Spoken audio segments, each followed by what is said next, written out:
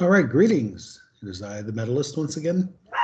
So this was one that I just kind of, I don't know, I think about from time to time, and just kind of something that I wanted to kind of discuss with you guys. Maybe bring it up, get some good conversation going.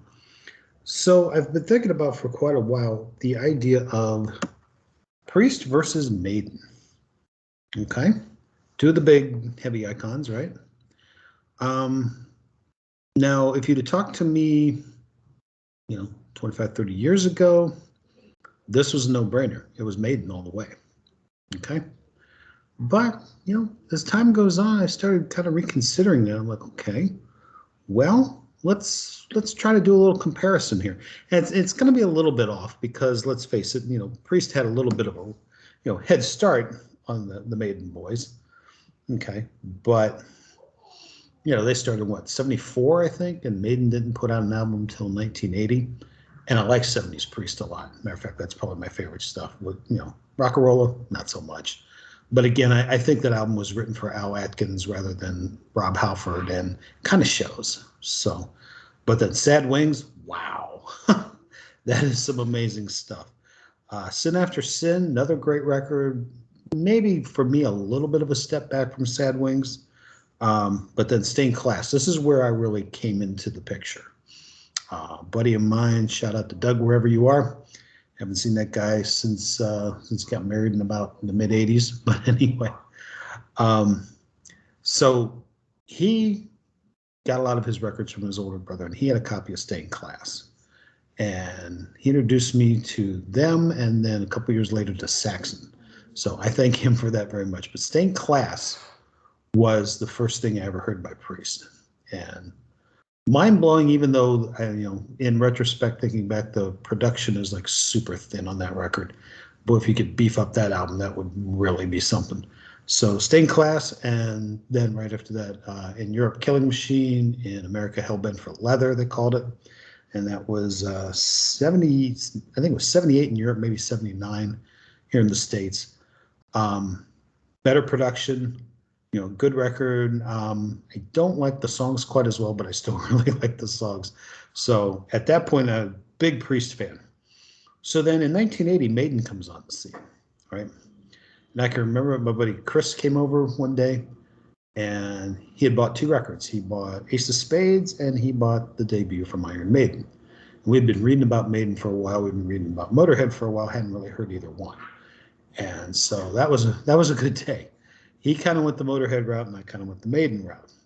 So in 1980, this is the first year we can sort of do a comparison by comparison. This is the same year that the Priest released British Steel, which that's when they came on most people's map, metal fans in America, was British Steel. I like British Steel, but I think it's kind of Judas Priest light, particularly after Stained Class and Hellbent. But like I said, good solid record, but nothing compared to the debut from Iron Maiden. Just that record just blew my mind. Amazing album. Totally love it.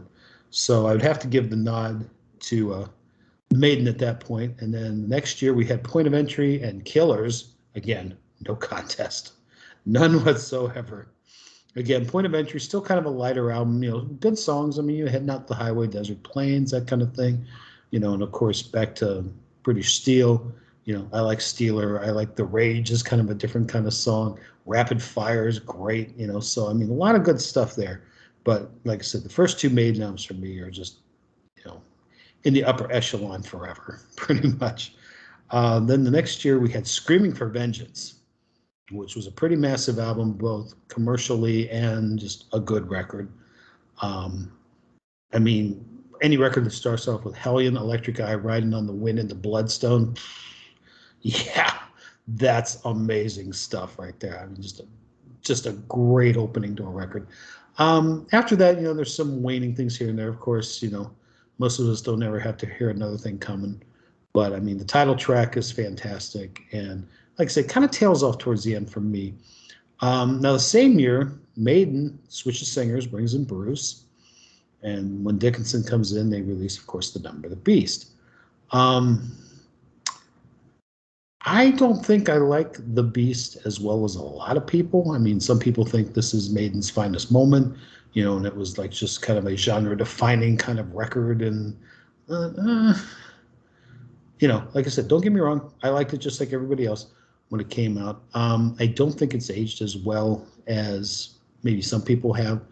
Um, but yeah, I mean, there's still, Run to the Hills, even though we've all heard it too much, is a towering classic.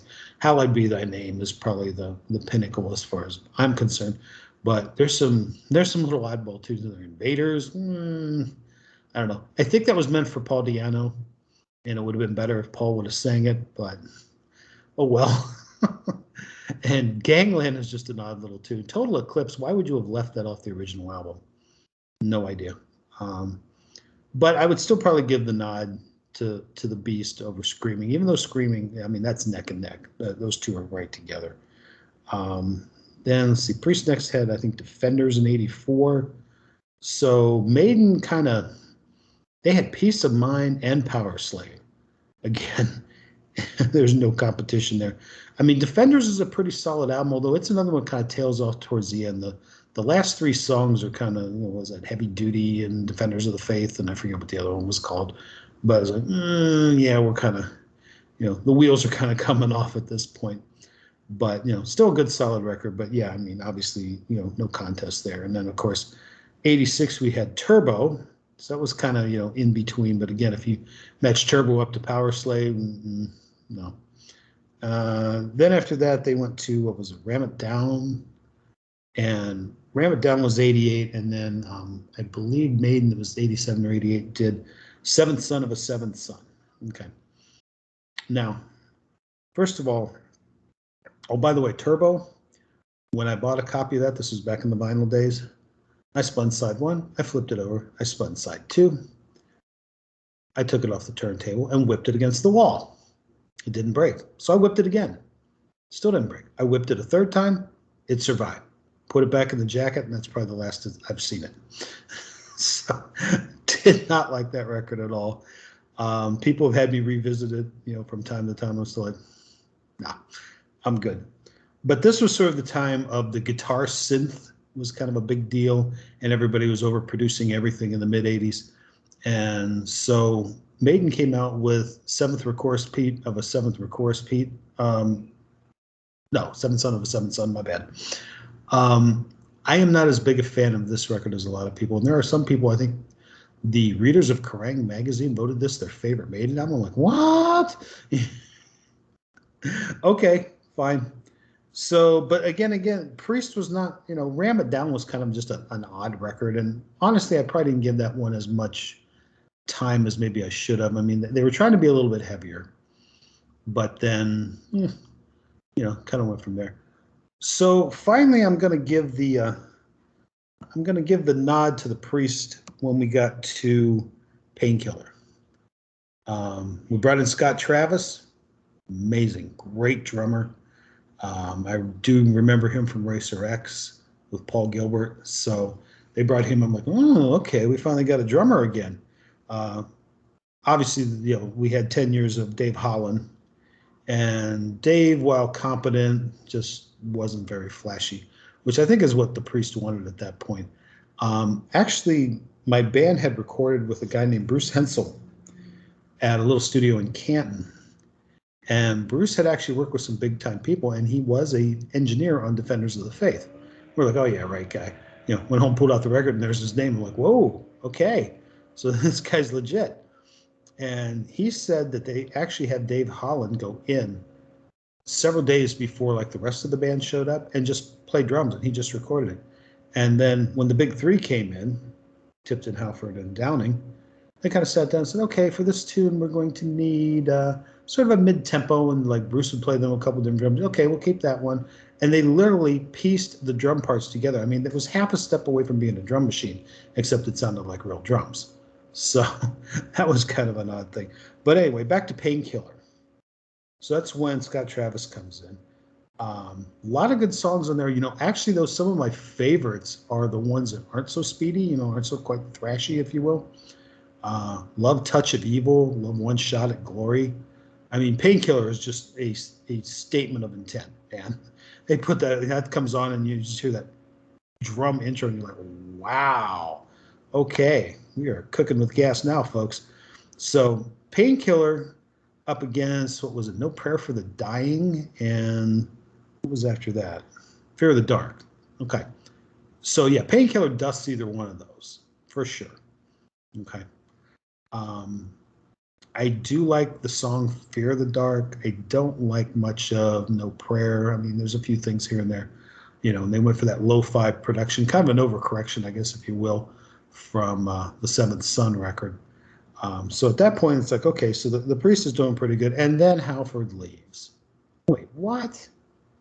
And not long after that, a couple years after that, I think it was 93, Dickinson leaves. So we have entered the Dark Ages for both bands. Okay, so Priest got there a little bit earlier and left a little bit later, but Priest was pretty much dormant till 97. Is that when Jugulator came out? 96, 97? And so, Halford did the big Operation Rock and Roll tour in 91. Priest, Alice Cooper, Motorhead, Metal Church, and I think Dangerous Toys. It was a pretty good show. And Alice was touring for Hey Stupid, so he was kind of on a high. So it was a cool show. But then, like I said, Priest kind of went dormant for about 6 years. Maiden, as I said, they put out Fear of the Dark 92, toured 93. Bruce leaves, and then they get, for some unknown reason, Blaze Bayley. And the second I heard, okay, they got this guy Blaze Bayley, I went out and bought a Wolfsbane album. I'm like, okay, it's pretty good, but this guy's coming in for Bruce? I don't know. I will see. And the X Factor came out, I think, in 95. And then Priest finally put out Jugulator, I think it was 97, pretty sure. So the interesting part about it is I grew up in Akron, Ohio, played in bands in Akron, Ohio, and there was this guy that played in bands there. One was called Winter's Bane, Tim Owens. So, I'd seen Tim around, talked to him a few times, here and there, We never did shows together, but I had seen his band play. And then I didn't see, but he did a Priest tribute band called British Steel. And Priest somehow got a hold of a tape of this. Apparently somebody that knew Tim also knew Scott Travis, got a tape in their hands, and next thing you know, he's the new singer of Priest. I'm like, okay, I didn't see that one coming. And that old movie Rockstar with Mark Wahlberg, is very, very loosely based on the whole Tim Owens thing. And of course, then they started calling him Ripper. Now, to his credit, Tim is a phenomenal singer, okay? But there just wasn't something right, because I thought, because at that point, around that time, Glenn Tipton had released a solo album called Trial by Fire. And don't let this man near a live mic. He's not as bad as Yngwie. He sings better than Yngwie, but he decided he wanted to sing.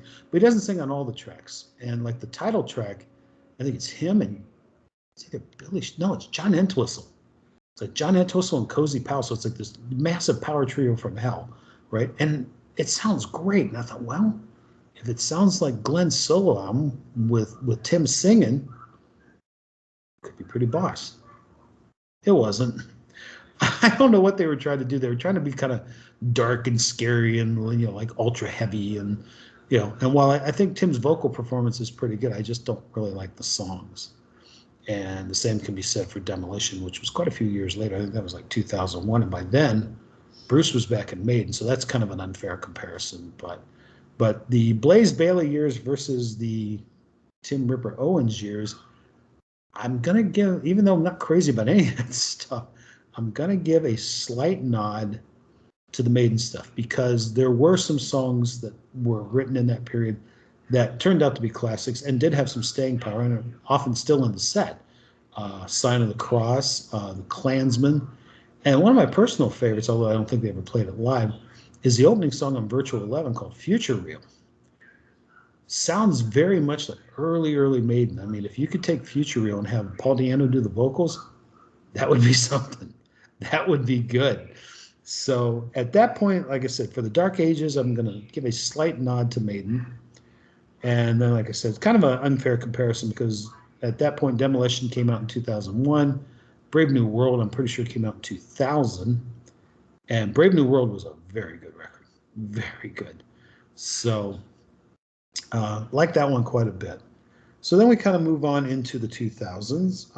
What was next up for Priest? Oh, so we get Halford back. Took a little while, but we got Halford back. So in the meantime, Maiden had released, what was it? Dance of Death. I like a couple tracks on there, but any of you that have seen, I did a little rant about my opinion of 21st Century Maiden. You can go check that out if you like. Just, wasn't much to it. Angel Retribution came out in 2005, I think. Yeah, 2005. And so Maiden was putting out A Matter of Life and Death. Now, this is something I do need to revisit because, like I said, when I did my little chat about Iron Maiden in the 21st century, a lot of you folks gave me comments about you need to go back and listen to A Matter of Life and Death. It's amazing. Matter of fact, my one buddy Chuck, shout out to Chuck, go Cincinnati. He lives in Cincy, so he's going nuts about the Bengals for next week. But anyway, that's one of his favorite records. He says that's his favorite record since Bruce came back in 2000. I'm like, okay. So I got to kind of look at that. But at that point, I was kind of really in the mood for the idea that, Bruce was back. So Brave New World I liked a lot. And I think for a lot of the same reasons I feel that way in 2005 when we got Angel of Retribution. We got Rob back, back on the road with them, went and saw him that year. I think it was a couple years later that I saw him with Heaven and Hell. But I did see them that tour. And Angel of Retribution, pretty solid record. Pretty solid. So, as time goes on, I've noticed more and more I'm kind of giving the nod to the Priest in this century, if you will. Okay. So I did like that one quite a bit. Then next up for Maiden was The Final Frontier. Did not like that record at all, but I didn't really like Notre Dame much either. And I think Notre Dame was like 2008. So again, I'm just kind of trying to do a little comparison here. So yeah, Notre Dame was kind of a bizarre thing. Might have been decent if it was a single album, but a little bloated with the double album and all the extra crap in it and blah, blah, blah. So, but that was a tour I did see Priest with Heaven and Hell, and that was amazing. Also, Motorhead and Testament, so killer show. Went to Pittsburgh, I think, to see that show. Shout out to my buddy Cliff for taking me over there. I appreciate that. So that's where we're kind of at. And then from there, we've got Redeemer of Souls. Again, pretty solid. And Maiden had put out, I think the following year, put out Book of Souls. So we had the Redeemer of Souls and the Book of Souls. I had never even thought about that. So that being said, it's like, okay, I thought, like I said, really like Brave New World, next couple 3 records for Maiden, not so much. And then we got to Book of Souls, which, again, too long, double record. Not quite sure why they do that. They could just give us a nice single record every 3 years instead of, a double album every 6. So at that point, it's like, okay, I guess I would give the nod. While I liked Redeemer, I think there was enough strong material on Book of Souls that I would probably give Book of Souls the nod, but not by much. Not by much at all. Then we had Firepower from Priest. Yeah, I was a fan. Still a fan. Okay. So Firepower, really good, solid album. Kind of what you want from Judas Priest, I suppose. And then Maiden gave us a couple years later Senjutsu. I don't even know how to say it actually. I don't know, guys. I had to force myself to listen to the record. It took me 5 attempts to get through it, and I don't mean like start at the beginning and go. I mean like listen to a couple tracks and then take a break, come back. So it took 5 times and I haven't gone back. So I guess I would definitely give the nod to Firepower. So overall, I mean, as far as the records, that's how I feel about that. As far as the band members, I mean, vocalists, I'm sorry, I have a very soft spot for Paul Di'Anno. I love Paul Di'Anno. But I mean, let's face it, technically, the best singer of the bunch is, of course, Halford. And honestly, I think Ripper is right up there with him. I don't think Ripper has the charisma and maybe not the songwriting ability of Rob, but he does have some pipes, as he's proved with Iced Earth and Malmsteen and a whole bunch of other bands. What's that, Charred Balls of the Damned, and the Dio thing that he does. So I mean, he's a pretty busy guy, and he does have some good pipes. And then probably, of course, probably Bruce, and then poor Blaze at the bottom, And then of course, interestingly enough, the bass players are the only steady members in both bands. I mean, like from start to finish. And if we're talking bass players, yeah, I'm afraid there's no competition. Sorry, Ian. It's all about Steve there. Guitarists, I think the tastiest guitar player is Tipton, in my opinion. Then maybe followed by Adrian Smith. And then Dave Murray, Yannick Gers, they kind of play the same. I mean, I'll give the nod to Dave, I guess, based on seniority. A little more material to work with, And then Downing. And then, of course, Yannick. He's just kind of there, But it's kind of nice to have him. Some people, though, find him annoying on stage. I think he's fun, personally. And like I say, drummers. I mean, Priest had some hellacious drummers. Les Binks back in the 70s, amazing. Love that guy. Some just really cool double bass work, not just your typical stuff. And then Travis is great, too. But then Clive Burr, what a guy. I mean, fast, fluent, very Ian Pace, if you will. A lot of Ian Pace to that guy, I felt. I loved his sound. I loved his vibe.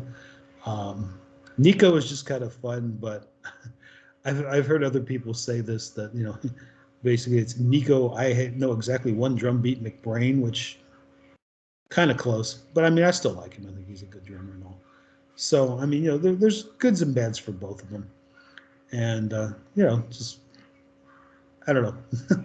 So, like I said, I've been contemplating this a lot. And I think when it's all said and done at the end of the day, I would still give the nod to Maiden. But it's not a landslide like it used to be. I think, plus, like I said, the early Priest, I mean, that kind of tilts in their favor as well, because that's the stuff that I enjoy the most. So, but like I said, I mean, I think Priest has gained a lot of ground on Maiden for me personally, because like I said, back in the day, that wasn't even close. But I'm interested in your thoughts. Like I said, this is just more to kind of get people thinking, open up some discussion. So looking forward to your comments. Please, if you haven't already, like and subscribe. And that's all I got for today. So we will see you all next time. And thanks for listening.